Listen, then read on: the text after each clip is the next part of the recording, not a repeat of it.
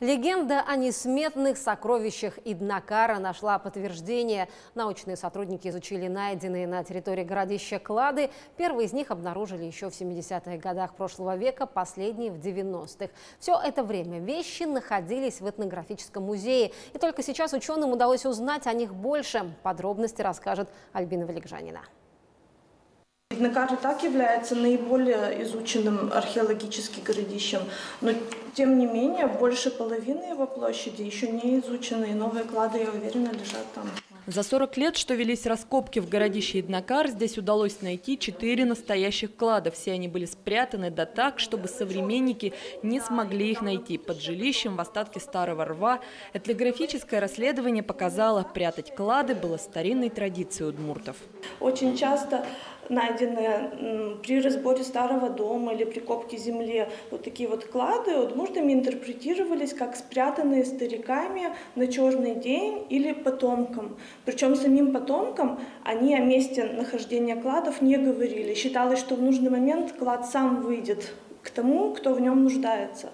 И, возможно, вот какие-то отголоски этой традиции уже тогда прослеживались, и именно этим объясняется то, что клады были не востребованы, то есть не изъяты вовремя. Серебряные женские украшения, датированные X-XII веками, рассмотрели физики. Установили, что все они сделаны из металла одной пробы, скорее всего, мастером-ювелиром, который проживал в городище. Это стало еще одним свидетельством того, что Иднакар был центром ремесленного производства и снабжал готовой продукцией все поселения вдоль реки Чепцы. И вероятнее всего, либо это готовые изделия, которые ювелир подготовил, но не успел реализовать в какой-то форме, либо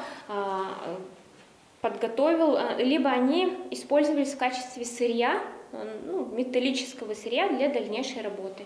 2 года научные сотрудники изучали, делали выводы. Теперь все труды о кладах Иднакара собраны в одном издании. Оно, к слову, доступно и бесплатно в электронном виде.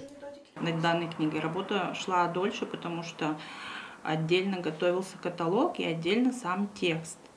И для нас было очень важно, чтобы каталог, вещи из каталога по цвету совпадали с тем, что мы видим в реальности, чтобы они не были зелеными, синими, серыми или еще какими-нибудь.